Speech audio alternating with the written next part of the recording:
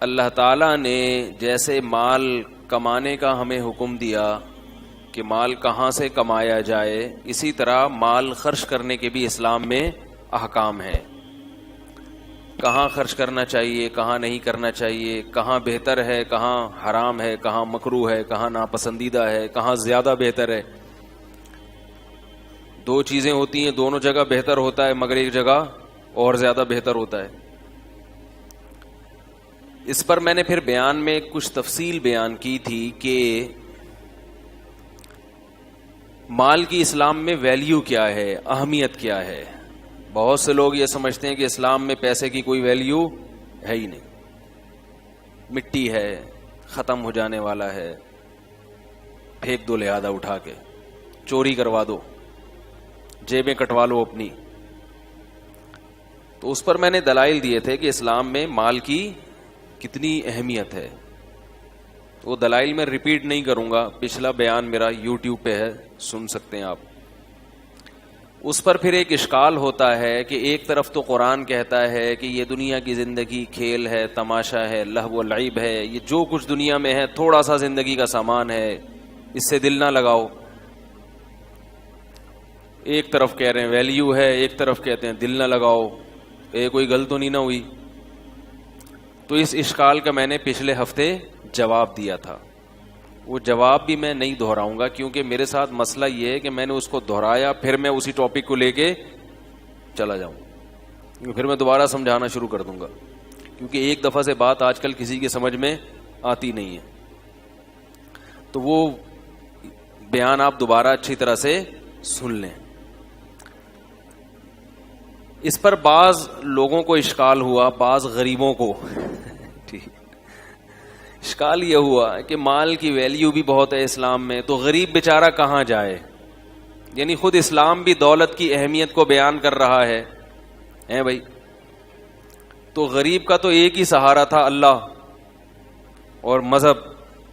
تو گویا مذہب نے بھی غریب کو یعنی یہ قرار دے دیا غریب کے بارے میں، مذہب نے بھی یہ بتا دیا کہ یہ کیا ہے، بیچارہ غریب ہے، اس کے پاس اللہ کی نعمت نہیں ہے. تو وہ تو اور زیادہ احساس کمتری کا شکار ہوگا نا غریب آدمی. یہ سن کے گرمی بھی ہے، آپ کو پتا ہے ٹھیک ہے، اس لیے جو بات کہوں نا پہلی دفعہ میں سمجھ جایا کریں، ٹھیک ہے. دیکھو بھائی، جب دولت اللہ کی نظر میں اس کی بہت قیمت ہے تبھی تو ضائع کرنے سے منع کیا ہے. قیمتی چیزوں کے بارے میں منع ہوتا ہے نا کہ اسراف بھی مت کرو، تبذیر بھی مت کرو، کسی بھی طرح سے ضائع مت کرو. اور بتایا یتیم بچے کو اس کا مال اس کے حوالے نہ کرو، بالغ ہو جائے پھر بھی نہ دو، کہیں ضائع نہ کر دے کیونکہ اس کی بڑی قیمت ہے. جعل اللہ لکم قیاما، زندگی تم اسی سے گزارتے ہو. تو سوال پیدا ہوتا ہے غریب آدمی تو بیچارہ کہیں کا نہیں رہا، دنیا میں بھی اس کی عزت نہیں ہوتی، اوپر سے اسلام نے بھی کہہ دیا کہ دولت کی بڑی ویلیو ہے. تو غریب بیچارہ بولو بھائی کہاں جائے. اس اشکال کا جواب یہ ہے کہ اسلام میں دولت کی اہمیت ہے اپنی جگہ، لیکن اگر اللہ نے کسی کو دولت نہیں دی، اللہ کے فیصلے ہیں نا یہ، اس نے اپنی طرف سے محنت کی مگر مقدر میں نہیں ہے، تو اس نعمت کے نہ ملنے پہ وہ جو صبر کرتا ہے، اس صبر کی اہمیت دولت سے کئی گنا زیادہ ہے. بات یہ ہے کہ غریبوں کی دو قسمیں ہوتی ہیں. یعنی دولت کی اہمیت میں کیوں بیان کر رہا ہوں جب غربت کی یہ فضیلت ہے. سوال پھر پیدا ہوگا کہ جب غربت کی اتنی فضیلت کے صبر کی فضیلت تو اور بھی زیادہ ہے، تو پھر دولت کے بجائے ایسا کرنا چاہیے کہ غریب بنو اور صبر کرو. کیا خیال ہے، زیادہ ثواب ملے گا؟ تو بات یہ ہے کہ غریبوں کی کتنی قسمیں ہیں؟ بول لو نا، دو قسمیں. انگلی سے اشارہ بھی کر دیا میں نے، ویسے سیدھے ہاتھ سے اشارہ کرنا چاہیے. کتنی قسمیں ہیں؟ دو قسم. ایک غریب وہ ہے جو قدرت کی طرف سے غریب ہے، جو قدرت کی طرف سے مسکین ہے، غریب ہے، اپنی طرف سے وہ محنت کرتا ہے، رزق کماتا ہے، لیکن اللہ نے اس کے مقدر میں ہر محنت کرنے والے کو ملتا نہیں ہے. من کان یرید حرث الدنیا نؤتہ منہا، جو دنیا چاہے گا اس میں سے کچھ حصہ ہم دے دیں گے. ما نشاء لمن نرید، جتنا ہم چاہیں گے اس کو دیں گے، جتنا آپ چاہ رہے ہیں اتنا نہیں ملے گا، کیونکہ آپ تو چاہ رہے ہیں کہ ساری دنیا میری ہو جائے. جتنا اللہ چاہے گا. اور لمن نرید، جس کو چاہیں گے، یعنی تھوڑا بھی اس کو ملے گا جس کو اللہ چاہیں گے، ورنہ تھوڑا بھی نہیں ملے گا، سوکھی روٹیوں پہ گزارا کرنا پڑے گا. یہ جو مشہور کتابیں ہیں نا انگلش میں، جو آج 7 کامیاب ترین لوگوں کی علامتیں، اس قسم کی بہت ساری کوالٹیز انہوں نے ذکر کی ہیں کہ جو بڑے بڑے کامیاب لوگ ہیں. یہ آج کل بہت معاشرے میں چل رہی ہیں کتابیں. یہ اچھی کتابیں ہیں، پڑھنا چاہیے، اس کا میں مخالف نہیں ہوں. لیکن ایک بات ہے کہ جتنے بڑے بڑے کامیاب لوگ دنیا میں گزرے ہیں ان کی علامات انہوں نے ہائی لائٹ کی ہیں، یہ ان میں کوالٹی تھی، یہ کوالٹی تھی. لیکن ایک سروے آپ ایسا کریں جو میں آپ کو کہہ رہا ہوں کہ یہ کوالٹی بہت سارے لوگ ایسے گزرے جن میں ڈبل تھیں مگر وہ کامیاب نہیں ہوئے. ایک ایسی کتاب بھی مارکیٹ میں لے کر آئے کہ تمام کی تمام کوالٹیز ان لوگوں میں تھیں مگر وہ کامیابی جس کو گورا کامیابی کہتا ہے اور جس کامیابی تک پہنچانے کے لیے وہ کتابیں لکھ رہا ہے، وہ کامیابی جس کو اللہ کامیابی کہتے ہیں وہ الگ چیز ہے. اس کے لیے محنت کبھی بھی رائے گاں نہیں جاتی. اس کے لیے تو اللہ نے صاف طور پر بتا دیا، من کان یرید الآخرہ. کیا ہے؟ من کانا، سورہ بنی اسرائیل کی آیات، من اراد الآخرہ وسعى لها سعیها وهو مؤمن فاولئک کان سعیهم مشکورا. جو آخرت کی کوشش کرے گا اور ایمان بھی ہوگا، اور کوشش بھی وہ جو اللہ نے بتائی ہے، اپنی طرف سے اخپل طریقے والی کوشش نہیں. پشتوں میں اپنے کو کہتے ہیں اخپل طریقے والی کوشش نہیں، جو اللہ نے بتائی ہے. سمجھ رہے ہو؟ یہ والی کوشش جو شخص کرے گا فاولئک کان سعیہم مشکورا، اس کی کوشش کا بدلہ اس کو دیا جائے گا، آخرت ملے گی، وہ ضائع نہیں ہوگی. تو یہ جو گورے کتابیں لکھتے ہیں کامیاب لوگوں کی علامتیں، تو یہاں کامیابی سے مراد کیا ہے؟ دنیاوی کامیابی. کون سی کامیابی؟ تو میں یہ دعوے سے کہتا ہوں کہ وہ تمام علامتیں آپ پیدا کر لیں پھر بھی کوئی گارنٹی نہیں ہے کہ آپ کامیاب. وہ کتاب پڑھ کر ساری علامتیں اس نے اختیار کر لی ہیں بھائی، اس کو پتا چلا کہ وہ وقت پر، ایک مثال دے رہا ہوں میں نے وہ کتاب پڑھی نہیں ہے لیکن اس کا تعارف بہت سنا ہے، اس کی کچھ مضامین کا خلاصہ میں نے لوگوں سے سنا ہے. اچھی کتاب ہے جو اس کا خلاصہ بیان کیا جاتا ہے، اور اس طرح کی تو بہت ساری کتابیں، کوئی ایک نہیں ہے. میں کہتا ہوں آپ نے وہ تمام علامات اپنے اندر پیدا کر کے، آپ کہا کہ پہلی ایک بات یہ کہ بھائی ٹائم کا میں خیال رکھوں گا. آپ صبح سوٹ ٹائی میں آفس وقت سے پہلے پہنچے اور کسی ٹرک والے نے آپ کو روڈ پہ کیا کر دیا؟ کچل دیا. وہ علامات گئیں تیل لینے. کیا خیال؟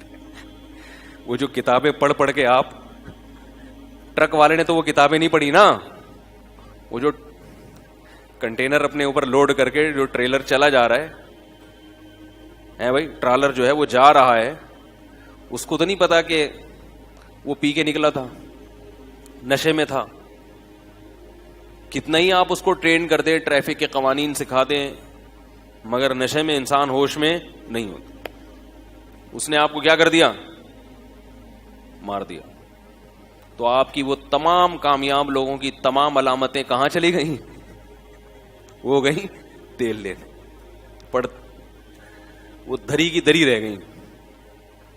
یا ڈینگی وائرس نے حملہ کر دیا، کیا خیال ہے؟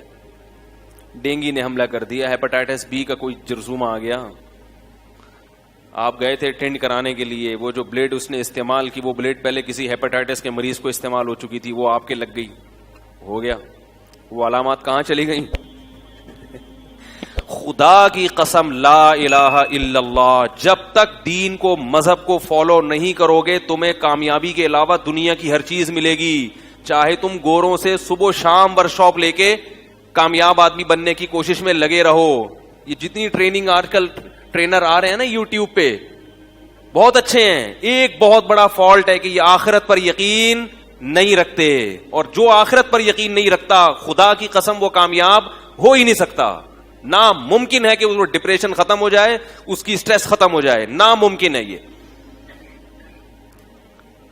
مجھے ایک صاحب نے کہا, ایک گورے نے ایک بڑی اچھا ایک تاثر پیش کیا ہے کہ اس وقت آپ کی ڈیتھ ہو رہی ہے. ٹائم مینجمنٹ میں یہ بات پڑھائی جاتی ہے. ٹائم کو مینج کرنے کے لیے جو گورے ٹائم مینجمنٹ کی ورکشاپ کرواتے ہیں نا, اس میں ایک ڈائلاگ ان کا بہت مشہور ہے. وہ ڈائلاگ ہم جب ورکشاپ کرواتے ہیں تو ہم بھی وہ گوروں کا ڈائلاگ بتاتے ہیں لوگوں کو. اس ڈائلاگ میں ایک خاص بات ہے کہ بھائی وہ یہ آپ کو امیجن کراتے ہیں کہ آپ فرض کریں کہ ابھی آپ کی موت واقع ہو رہی ہے, تو آپ اپنے ماضی کی طرف جھانک کے دیکھیں گے تو کیا آپ چاہتے ہیں کہ میں نے کامیاب زندگی گزاری ہو یا ناکام.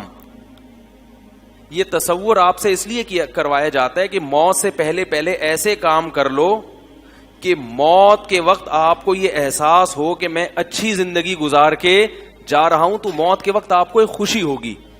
تو یہ اس لیے امیجن کرواتے ہیں, اس لیے تصور قائم کرواتے ہیں تاکہ آپ ٹائم کو مینج کرنا سیکھ لیں ایک میننگ فل لائف گزارنے کے لیے. ارے ورنہ میننگ فل بامعنی زندگی جب آپ نے کوئی اچھی زندگی گزارنی نہیں ہے تو ٹائم کو مینج کرنے کی کیا ضرورت ہے؟ ارے بھائی کون سی زبان میں سمجھاؤں. دیکھو ٹائم مینجمنٹ کی ورکشاپ میں کیا ہوتا ہے کہ آپ اپنے اوقات کو کیا کریں, منظم کریں, مینج کریں.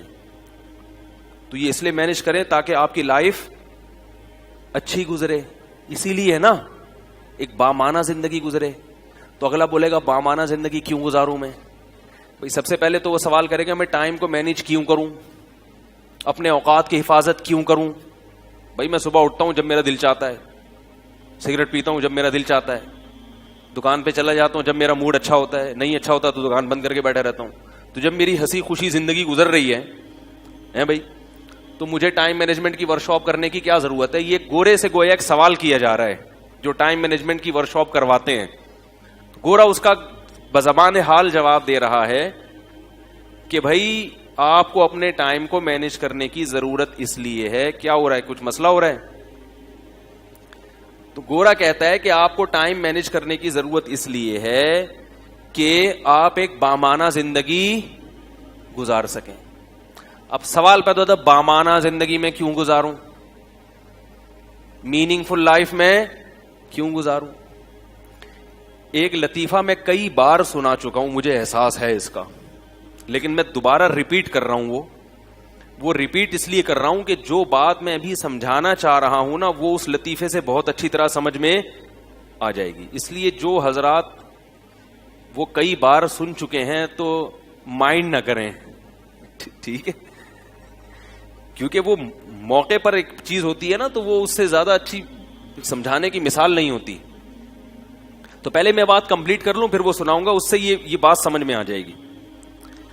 پھر وہ یہ کہتے ہیں کہ بھائی بامعنی زندگی ہم کیوں گزاریں؟ تو بھائی اس لیے گزاریں کہ ہر آدمی چاہتا ہے کہ موت اس کی اچھی ہو, جب وہ مرے تو اس کو یہ احساس ہو کہ میں الحمدللہ اچھی زندگی گزار کر جا رہا ہوں, لوگ مجھ سے خوش ہیں, کوئی میں نے کارنامے سر انجام دیے ہیں, ایک دفعہ اللہ نے مجھے زندگی دی, الحمدللہ وہ زندگی کیسی گزری, واہ بھائی واہ شاندار. اور یہ سوچے اور آنکھیں بند ہو جائے, سکون سے دنیا میں جائے, کوئی غم نہ ہو. کیا خیال ہے؟ اس لیے آئیے ورکشاپ کریں, گورا سمجھا کہ تاکہ آپ موت کے وقت جو ہے نا, اور اگر آپ نے ایسی اوٹ پٹانگ زندگی گزار دی, آپ کو یہ پتہ ہی نہیں کون سا وقت کس کام میں صرف کرنا چاہیے, بے ڈھنگی زندگی, سو رہے ہیں تو سوتے چلے جا رہے ہیں, جاگے ہیں تو جاگے چلے جا رہے ہیں, تو موت کے وقت آپ کو کیا ہوگا؟ کڑن ہوگی, افسوس ہوگا.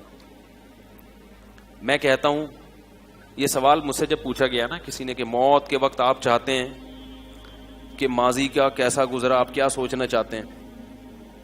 میں نے کہا اگر مجھے جنت اور جہنم پہ یقین نہیں ہونا, اللہ نہ کرے, اور میں یہ سمجھ رہا ہوں کہ موت کے بعد میں مر کے مٹی ہو رہا ہوں, تو بھاڑ میں جائے میں نے ماضی کیسا گزارا, مجھے اس کی کوئی فکر. بولو نا بھائی, کیونکہ جو بھائی جیسا بھی تھا اب تو تھا نا, اچھا گزرا برا گزرا, انسان کبھی ماضی کو دیکھ کے خوش نہیں ہوتا, ہمیشہ فیوچر کو دیکھ کے خوش ہوتا ہے. اس کی ایک مثال دیتا ہوں. آپ اے سی پارلر میں سفر کر رہے ہیں ٹرین میں, حال بڑا اچھا آپ کا. ماضی بھی یہ ہے کہ آپ ڈیفنس کا 1000 گز کا بنگلہ ابھی اس سے نکل کے کریم میں بیٹھے, ایئر کنڈیشن, اور بلکہ آپ ہوائی جہاز میں بزنس کلاس میں سفر کر رہے ہیں.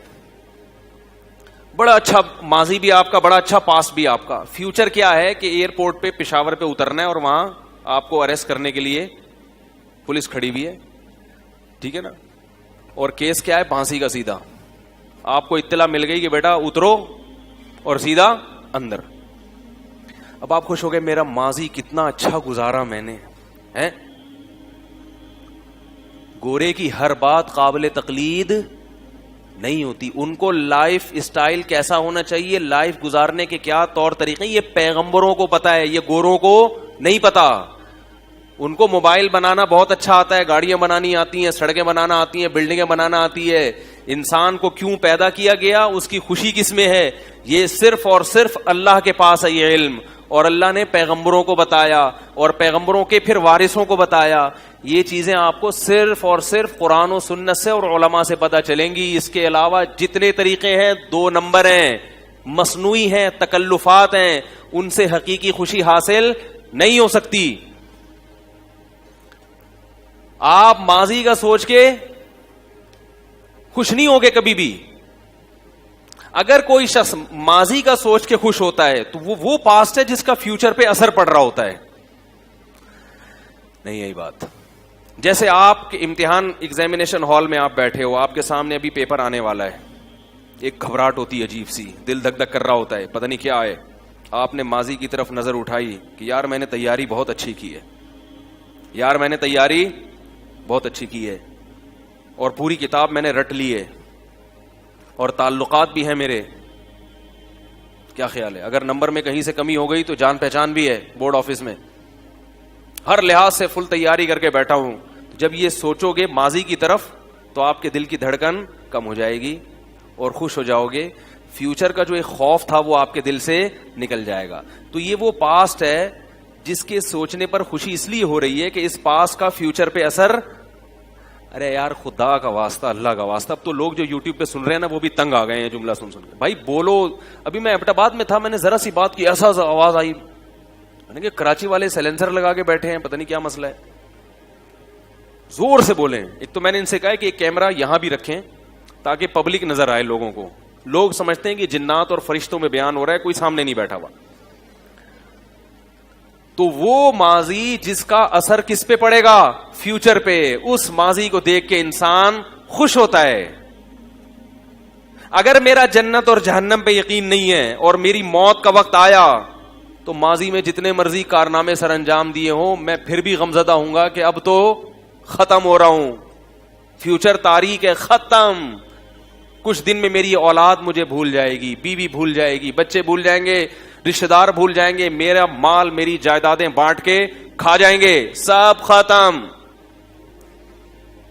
اور اگر میں ماضی کی طرف نظر ڈالوں اور ایسا ماضی مجھے جنت جہنم کا یقین ہو, اس ماضی کا سوچ کر مجھے پتا ہے کہ اس کا فیوچر پہ اثرات پڑنے والے ہیں. میں کہتا ہوں میرے اعمال میں تہجد ہے, میرے اعمال میں غریبوں کو کھانا کھلانا ہے, میرے اعمال میں ہسپتال میں نے قائم کیے ہیں غریبوں کا علاج کرانے کے لیے, میرے اعمال میں زکوٰۃ کا ایک بہت بڑی اماؤنٹ ہے جو میں لوگوں کو دی ہے. میں نے سائنس ٹیکنالوجی کے میدان میں ترقی کر کے اپنی قوم کو فائدہ پہنچایا ہے, مضبوط کیا ہے. تو اگر میرا جنت اور جہنم پر یقین ہے تو مجھے احساس ہوگا کہ انشاءاللہ یہ چیز کل قیامت کے دن میرے گناہوں کی معافی اور مجھے اس امتحان میں کامیاب کرنے کا سبب بنے گی. اور مجھے یہ بھی پتا ہے اگر کہیں نمبر کم ہو گئے تو میرے نیک لوگوں سے تعلقات بھی ہیں. قیامت کے دن شفاعت چلے گی کہ نہیں چلے گی, سفارش چلے گی قیامت کے دن. میرے تعلقات بھی, میرا بیٹا حافظ قرآن ہے, میرا بیٹا عالم ہے, میرا فلاں شہید ہوا تھا میدان جنگ میں, وہ بھی ایک میں نے رکھا ہوا ہے کہ اگر کبھی میں فیل ہو گیا تو میری سفارش بھی تگڑی سفارش ہے. شہداء بھی ہے میری اولاد میں علماء بھی ہیں, تو انشاءاللہ یہاں سے بھی کھانچا کھلے گا, تو پھر میں تسلی والی موت مروں گا, ورنہ میں تسلی والی موت نہیں مروں گا. کیسے سمجھائیں یار, تو انگلش ہی رہ گئی ہے بھائی, اردو میں اس سے زیادہ نہیں سمجھا سکتا, انگلش میں سمجھائیں. اچھا خیر, تو بات کہاں سے چلتی ہے, میں وہ سنا رہا تھا لطیفہ, آپ کو کئی دفعہ سن چکے ہیں, وہ بھی یہ جو میں سمجھانا چاہ رہا ہوں نا, اس کا الگ سے کلپ بنا دے بھائی, مجھے نہیں یاد رہتا کیا پھر عجیب عجیب سی کلپ آ رہے ہوتے ہیں مارکیٹ میں, جو اصل بیان میں جو ایک ٹو دا پوائنٹ ایک اہم بات ہوتی ہے اس پہ کلپ بعض دفعہ نہیں بن پاتا, تو اس لیے میں ان کو کہہ رہا ہوں یہ بیٹھے ہوئے یہاں پہ, اب میں جا کے سنوں گا نا تو کبھی یہ ہو رہا ہوتا ہے آواز لطیفہ آدھا آیا ہی نہیں, ایسا تو نہیں ہو رہا, آواز اوپر نیچے تو نہیں ہو رہی, شکر الحمدللہ. تو وہ بڑی مسائل وہ زیتون والے بھی نہیں آئے نا آج, ان کی ریکارڈنگ بڑی خاندانی ہوتی ہے. تو یہ وہ باتیں ہیں جو ہمارے لیے بہت زیادہ ضروری ہیں. آخرت پر ایمان کے بغیر آپ کبھی بھی خوش نہیں رہ سکتے. آپ جتنا بھی دنیا میں کماؤ گے نا, آپ کو یہ کم لگے گی. مصنوعی طور پر اپنے آپ کو مطمئن تو کرو گے, مصنوعی طور پر تکلف کر کے, جیسے ایک آدمی خوش ہو نہیں لیکن خام خواہ میں مسکرا کے اپنے آپ کو خوش ظاہر کرنے کی کوشش کرو کہ میں بہت خوش ہوں, اندر سے خوش نہ ہو. ہم نے علماء کو, بزرگوں کو دیکھا ہے کہ ان کو خوشی کے اظہار کے لیے تکلف کی ضرورت نہیں ہوتی, ان کے چہروں سے لگتا ہے کہ ان کا دل باغ ہے, خوش ہیں, یہ چہروں سے ظاہر ہوتا ہے. تو وہ میں لطیفہ سنا رہا تھا کہ ایک آدمی نا سمندر کے کنارے لیٹا ہوا ہے اور وہ سگریٹ پی رہا ہے. ایک بوڑھے میاں اس کے پاس گئے, دیکھا کہ بنیان پہن کے, بھائی تم چڈی پہن کے سمندر کے کنارے لیٹے ہوئے ہو, اپنا ٹائم ویسٹ کر رہے ہو, ٹائم مینجمنٹ کی ورکشاپ کرو, میننگ فل لائف گزارو, کیا خیال ہے؟ تو کچھ کرو, کیا پڑے ہوئے یہاں سگریٹ لے رہے ہو, کلاٹیاں کھا رہے ہو. تو اس نے کہا میں کیا کروں گا ٹائم کو بچا کے, ٹائم کو مینج کر کے میں کیا کروں گا. انہوں نے کہا بھائی تم پڑھو, پہلے تمہیں پتہ چلے گا کہ میننگ فل لائف گزارنے کے لیے کیا چیزیں ضروری ہیں.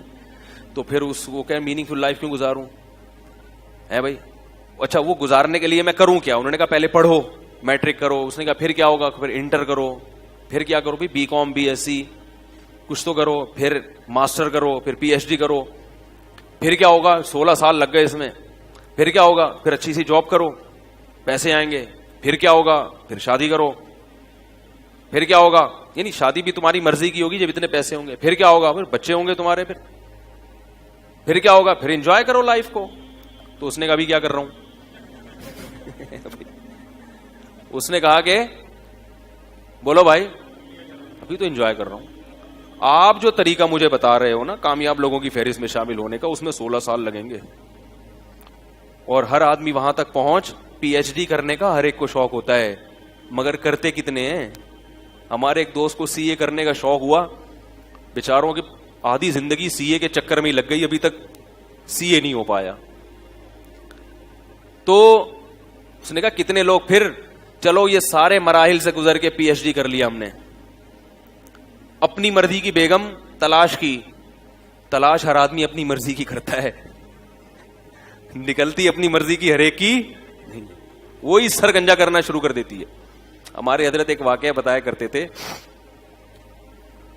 کہ ایک فیکٹری کا مالک تھا, نہیں ایک آدمی نے شادی کی کسی فیکٹری کی مالک خاتون سے. لوگوں کو شوق ہوتا ہے نا, بہت عقابی نگاہیں ہوتی ہیں, بہت اوپر دیکھنے کا, تو وہ کر لی انہوں نے. اب وہ بیگم صاحبہ ان کی, وہ انہوں نے ایسا کھینچ کے رکھا اپنے میاں کو, بالکل غلام بنایا. اب یہ بیچارہ بہت مصیبت میں آ گیا, وہ جب چاہتی اس کو ذلیل کر دیتی, اور اللہ معاف فرمائے کہنا بھی اچھا نہیں لگتا, ان کی دوستیاں بھی بہت مردوں سے. اب یہ پریشان ہو گیا تو حضرت کے پاس آیا, حضرت نے فرمایا کہ بھائی طلاق دے دو. جب یہ تک نہ یہاں تک نوبت پہنچ گئی تو ناقابل برداشت ہے نا, کہ اس کے فرینڈز بھی ہیں ماشاءاللہ, کہتے ہیں میں طلاق نہیں دے سکتا. کہا کہ کیوں نہیں دے سکتا, کہ اس نے کہا ہے کہ اگر طلاق کا نام بھی لیا نا تو میری فیکٹری کے جتنے ملازم ہیں سب مل کے کوٹیں گے تمہیں, سب سے پٹواؤں گی اور اتنا ماریں گے کہ ایک ایک بوٹی بھی حصے میں نہیں آئے گی. تو ہمارے حضرت نے جب یہ جملہ سنا تو حضرت نے فرمایا ضرب الحبیب زبیب, محبوب کی مار کشمش کی طرح ہوتی ہے, کھاؤ اور کشمش کے مزے لو, بھگتو. ٹھیک, کیا کرو, بہت اونچے خواب جن کو دیکھنے کا شوق ہوتا ہے نا, کامیاب انسانوں کی فہرست میں شامل ہونے کا. کامیاب لوگوں کی علامتوں میں ایک یہ بھی ہے جو مجھے نہیں پتا, وہ 7 علامتوں میں لکھا, آپ لوگ لکھ لیں 8ویں علامت, اونچے گھرانے میں شادی کرتے ہیں, جو مشہور ہے, تاکہ اپنی غربت بھی دور ہو. کیا خیال ہے, بیگم کا خرچہ بھی نہ اٹھانا پڑے, آدھے سے زیادہ تو وہ خود ہی اٹھا رہی ہو. تو یہ کوئی علامت نہیں ہے میرے بھائی, وہ کتاب میں نہیں لکھا ہوا, یہ میں اپنی طرف سے پیش کر رہا ہوں کہ ہو سکتا ہے کوئی نئی کتاب آئے اس میں یہ بھی لکھا ہو. تو علماء نے لکھا ہے, فقہاء نے لکھا ہے کہ جب نکاح کرو تو عورت اپنے سے اعلیٰ اور برتر کی طرف جائے. سمجھ رہے ہیں, لڑکی دیکھے کہ یہ لڑکا مجھ سے کیا ہونا چاہیے, بہتر نہ ہو تو پیرالل ہو, ہم پلہ ہو, کمتر نہ ہو, کیونکہ عورت ماتحت ہوتی ہے. صحیح ہے نا.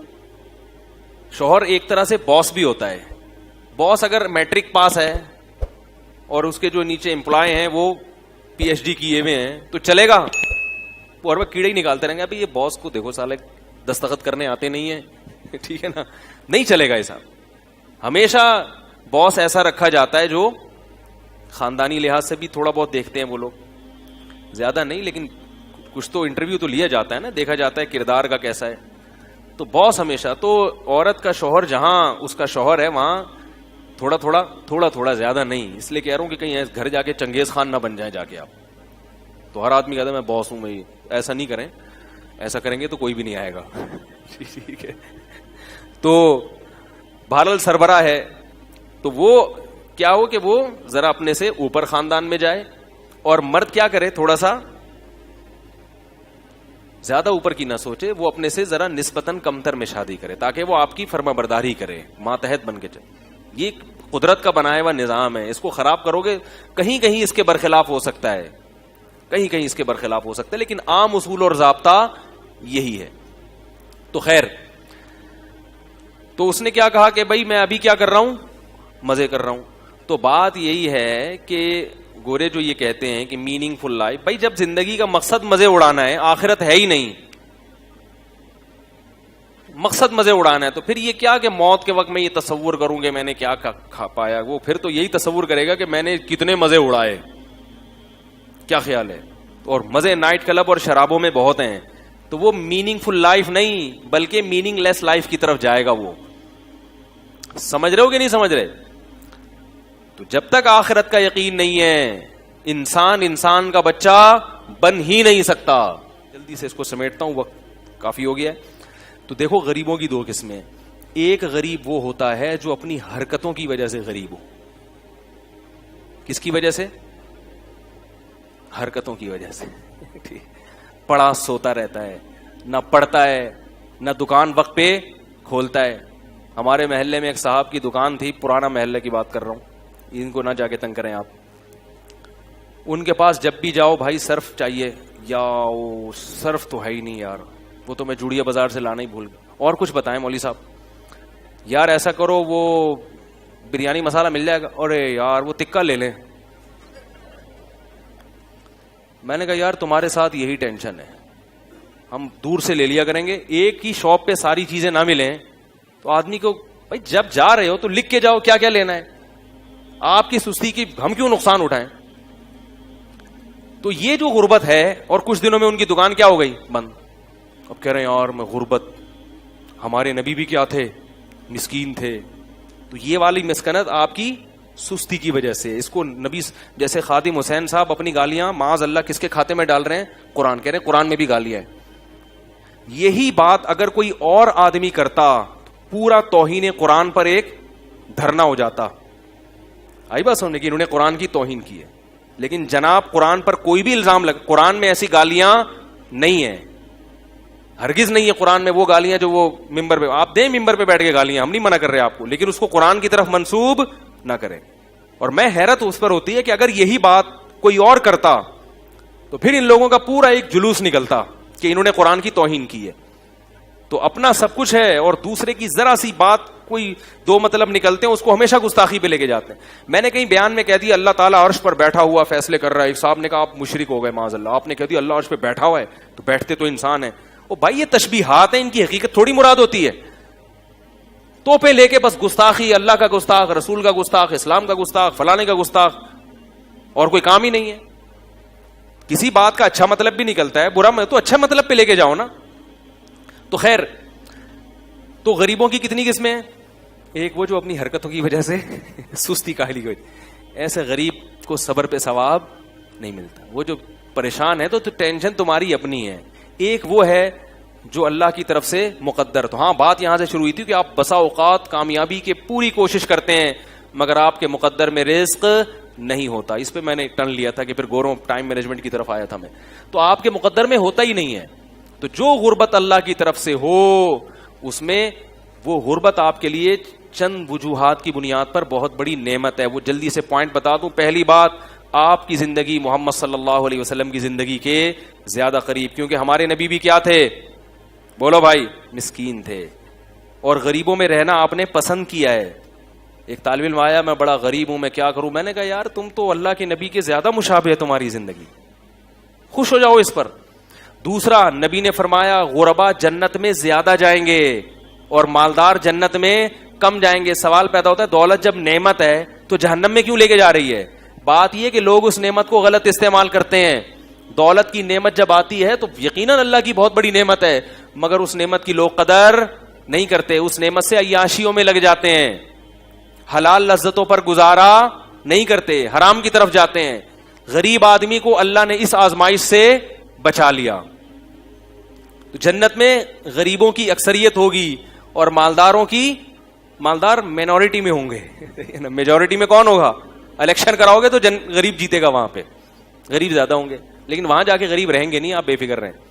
کئی لوگ کہیں یار یہاں بھی وہاں بھی رکشا چلانا ہے تو کیا فائدہ جنت میں جانے کا. اور تیسری بات, غریب کا حساب کم ہوگا, وہ جنت میں پہلے جائے گا. مالدار کو حساب زیادہ دینا پڑے.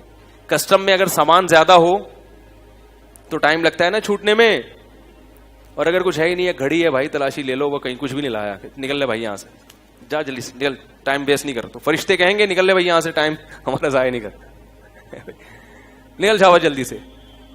جو مالدار ہے وہ چوڑے میں اس کو پوری بینک اسٹیٹمنٹ پیش کرنی پڑے گی اپنی.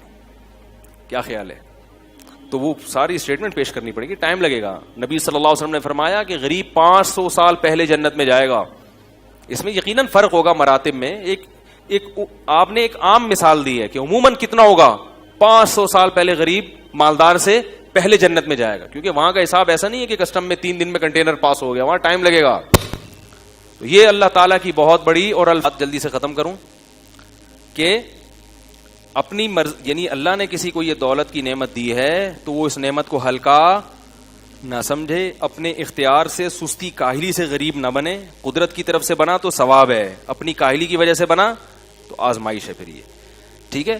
اور اللہ تعالیٰ نے جس کو یہ نعمت دی ہے تو وہ قدر کرے. تبھی اللہ نے کہا ہے کہ پھر اس نعمت کی ناقدری مت کرو, اسے ضائع مت کرو.